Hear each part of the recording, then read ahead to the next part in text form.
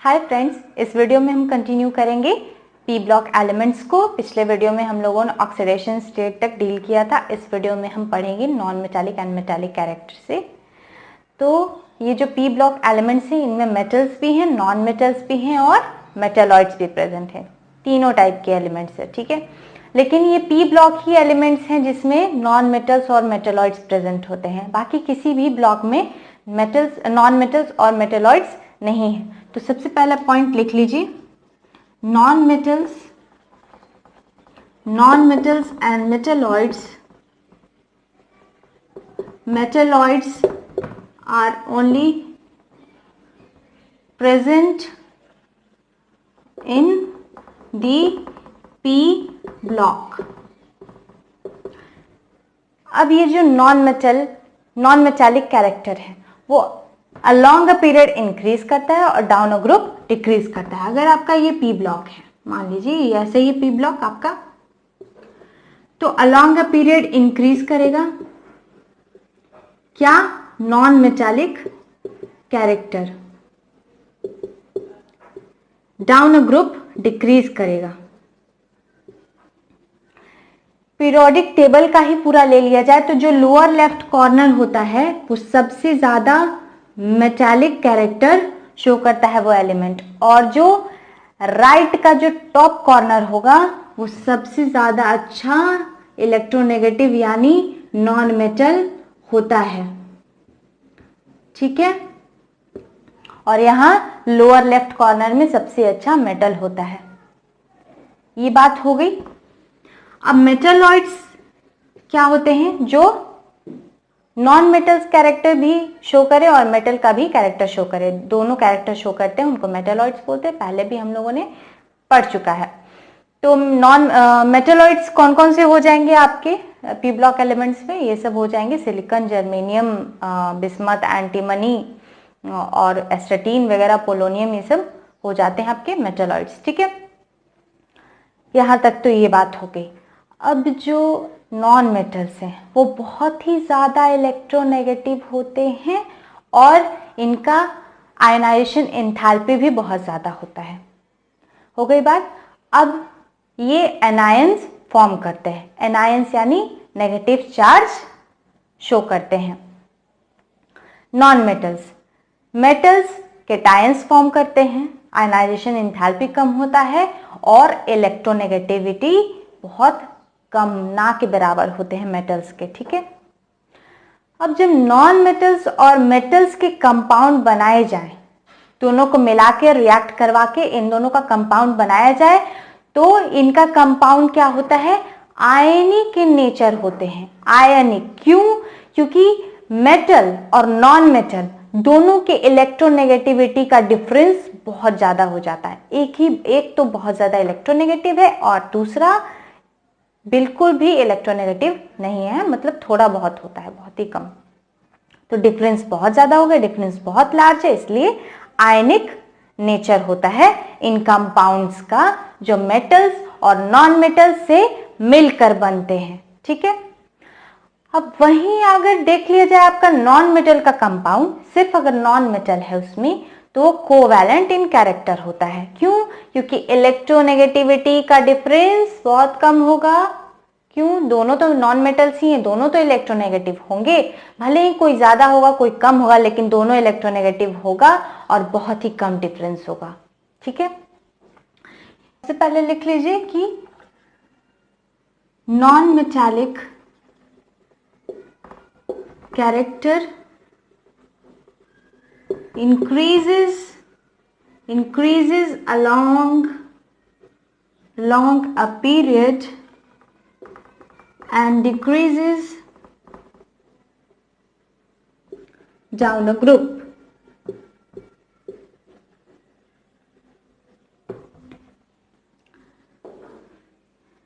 Non-metals have higher ionization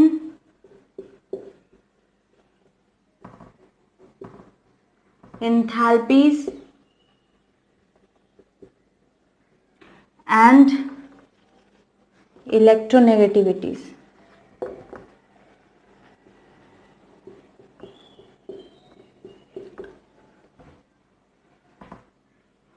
Whereas metals have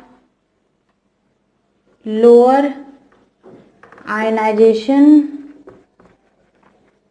enthalpies and lower electronegativities.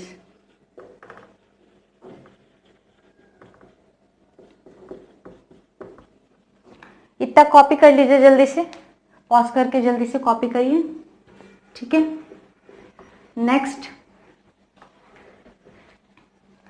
Next है आपका क्या, next है, हाँ, compounds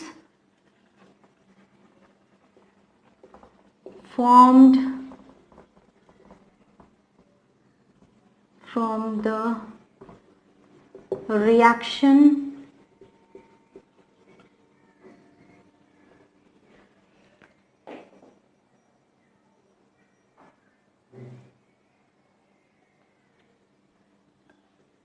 of highly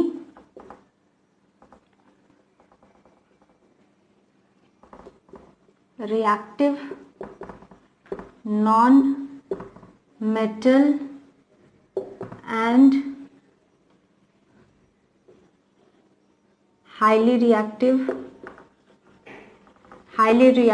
metal are ionic in nature. Compounds of non-metals are covalent in nature. यहां तक हो गई बात, जल्दी से पॉज करके लिख लीजिए। चलिए, यहां तक हो गया।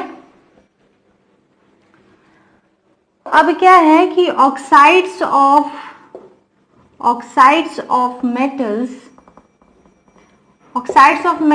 Are basic in nature.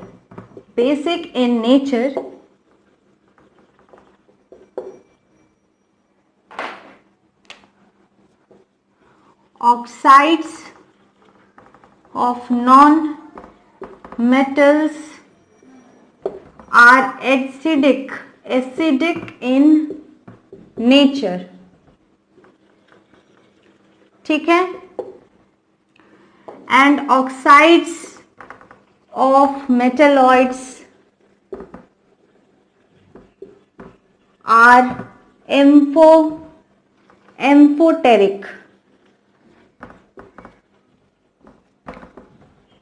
हो गई यहां तक बात, समझ में आ गया होगा। ऑक्साइड्स मेटल्स का जो होता है वो बेसिक इन नेचर होता है, ऑक्साइड्स नॉन मेटल्स का एसिडिक इन नेचर होता है, और ऑक्साइड्स मेटालॉइड्स का एम्फोटेरिक होता है, यानी both basic and acidic in nature होते हैं। एम्फोटेरिक मतलब यही होता है, बोथ एसिडिक एंड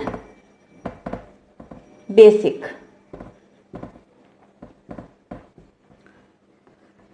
कैरेक्टर, बात समझ में आ गई होगी यहां तक। चलिए आगे बढ़ते हैं। ये देखिए, वेरिएशन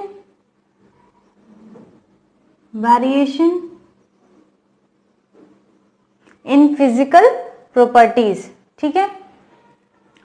तो देखिए कितने तरह से बहुत सारा वेरिएशन है फिजिकल प्रॉपर्टीज में, पी ब्लॉक के एलिमेंट्स में। देखिए, इलेक्ट्रोनेगेटिविटी, आयनाइजेशन एंथैल्पी और ऑक्सीडाइजिंग पावर जो है वो अलोंग पीरियड क्या करेगा, इंक्रीज करेगा, increases along period. Down group अगर आते हैं तो क्या क्या चीज का इंक्रीज होगा, कोवैलेंट रेडियस का इंक्रीजमेंट होगा, वैंडर वाल्स रेडियस का इंक्रीजमेंट होगा, और मेटालिक कैरेक्टर इंक्रीज करेगा डाउन अ ग्रुप। अब क्या क्या डिक्रीज करेगा along period? Covalent radius decrease करेगा, वैंडर वाल्स रेडियस डिक्रीज करेगा, एंथैल्पी ऑफ एटमाइजेशन डिक्रीज करेगा अप टू ग्रुप 14 और मेटालिक कैरेक्टर भी डिक्रीज करेगा अलोंग अ पीरियड और ये डाउन द ग्रुप इंक्रीज करेगा। अब देखिए डिक्रीज डाउन द ग्रुप क्या क्या है। इलेक्ट्रोनेगेटिविटी डिक्रीज करेगा, एंथैल्पी ऑफ एटमाइजेशन डिक्रीज करेगा except for N2O2 and F2।